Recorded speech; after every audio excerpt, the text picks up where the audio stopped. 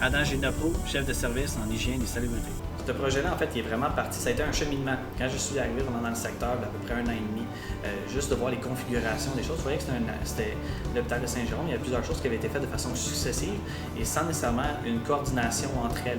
Donc, à chaque fois qu'il acquérait un équipement ou qu'il acquérait d'autres installations pour notre département, c'était selon les endroits disponibles. Comme vous allez pouvoir voir, il faut marcher des distances qui sont parfois incroyables pour aller faire certaines de nos activités. Juste cette notion-là avait plus ou moins de sens par rapport à moi. Puis en discutant avec mon collègue d'installation matérielle, on essayait tous les deux de pouvoir libérer la centrale thermique parce qu'il y a certains enjeux. Donc, dans un premier temps, la première idée était vraiment de pouvoir réaménager nos secteurs dans nos services dans un même secteur. Fanny Laforêt, coordonnatrice hygiène salubrité, buanderie lingerie pour le 6 des Laurentides. La réaction de la direction quand on a reçu la proposition d'Adam Génopo d'avoir une nouvelle technologie pour traiter les déchets biomédicaux, c'était une proposition qui était innovante et qui nous remettait en question le département de l'hygiène salubrité parce que rarement dans le réseau de la santé, il y a des investissements d'immobilisation pour l'hygiène salubrité. Habituellement, on est à la remorque des services et des soins.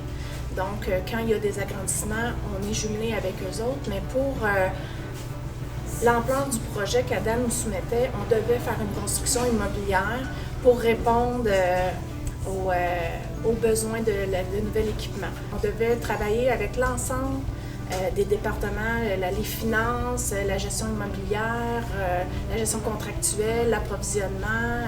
Ça demandait beaucoup d'énergie seulement pour concevoir la faisabilité du projet et vendre le projet au directeur des ressources financières, au PDG, au CA. Au début, ça a été une grosse mise en œuvre de collecte de données avec les différentes directions, que ce soit génie biomédical pour avoir les différentes informations sur l'état actuel des autoclaves dans notre organisation, puisqu'on en a 6. Il y a celui de Saint-Jérôme, on en a 6 au complet, savoir où c'est qu'on en était rendu, est-ce qu'il y en a qui étaient dus à changer et tout.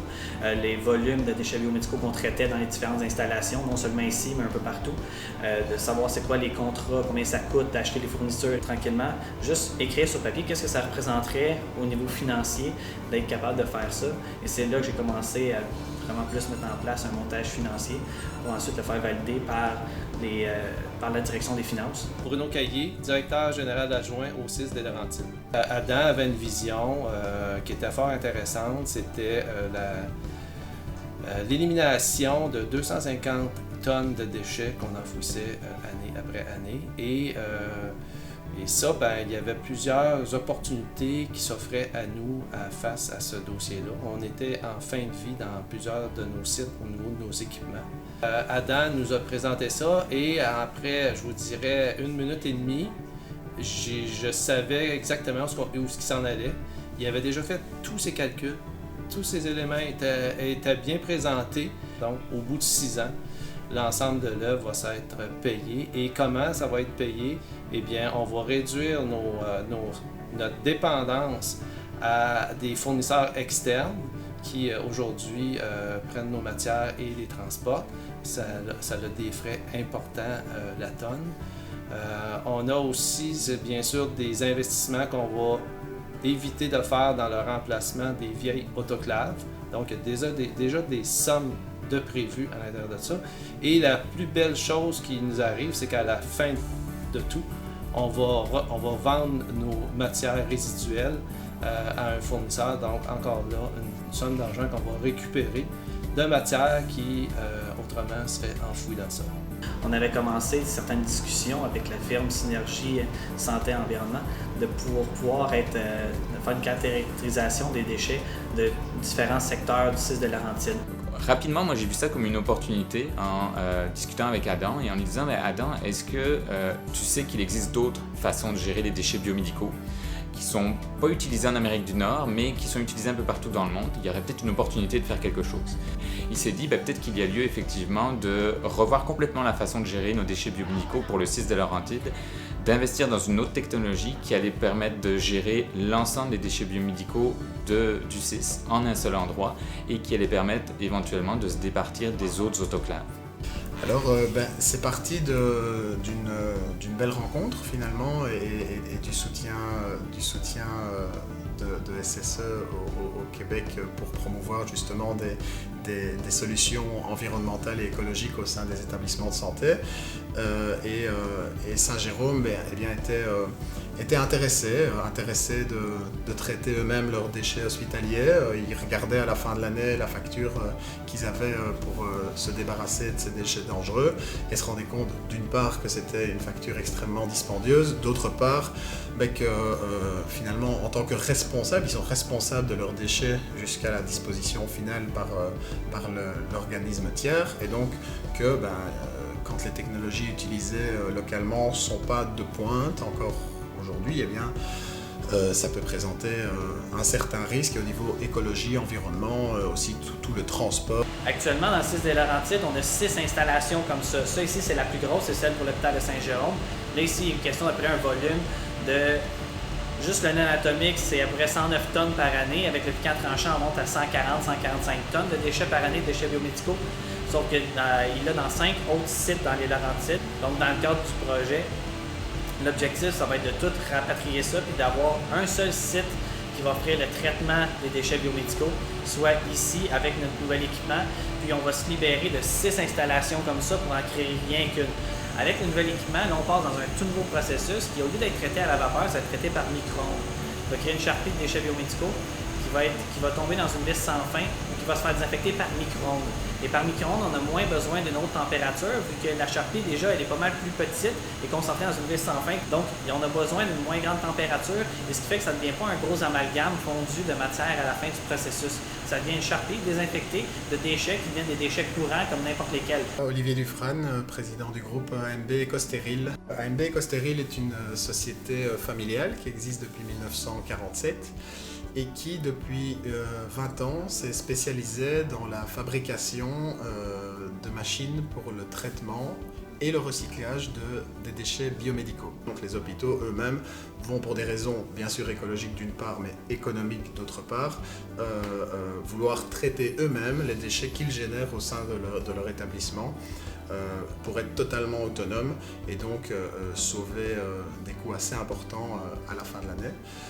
Donc en fait, la technologie Ecostéril, comme je l'ai dit, sur base des recherches qui ont été faites, est une technologie qui va utiliser les micro-ondes pour chauffer le déchet et donc permettre une décontamination, on va parler de désinfection du déchet et donc le rendre inerte. Donc qu'est-ce qu'on fait? On fait d'un déchet dangereux, volumineux, un déchet réduit de volume de 80%, donc broyé et totalement inerte, donc il va être assimilable à un déchet ménager et qui va pouvoir suivre la filière des déchets ménagers classiques.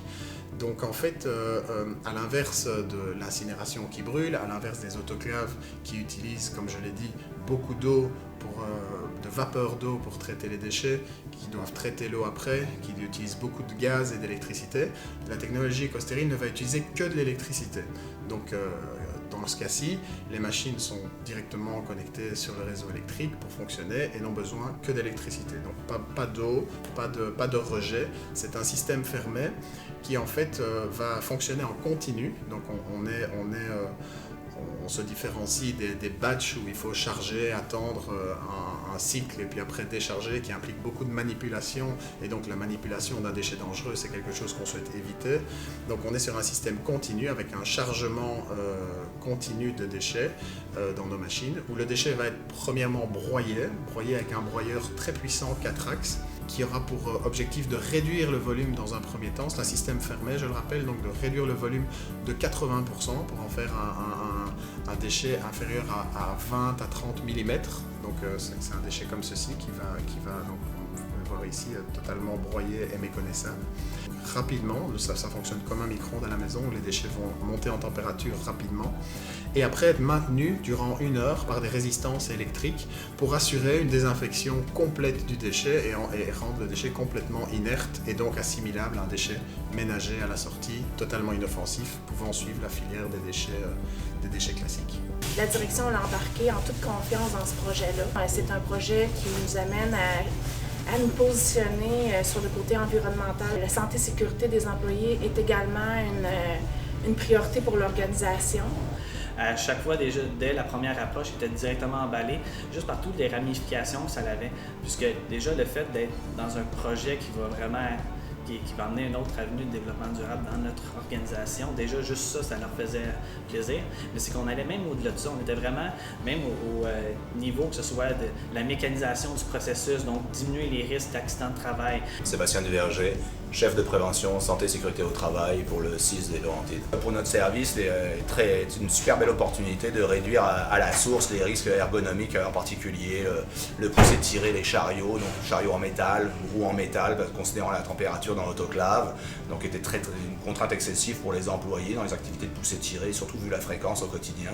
Le transport aussi des charges, on transportait les sacs d'un sac à un autre avec des opérations de flexion et de torsion du rachis qui créent des postures contraignantes pour nos employés. Et encore une fois, la dernière opération qui va être automatisée dans ce processus-là, c'est aussi toutes les activités de bascule dans le container à la fin du processus quand la matière biomédicale a été autoclavée.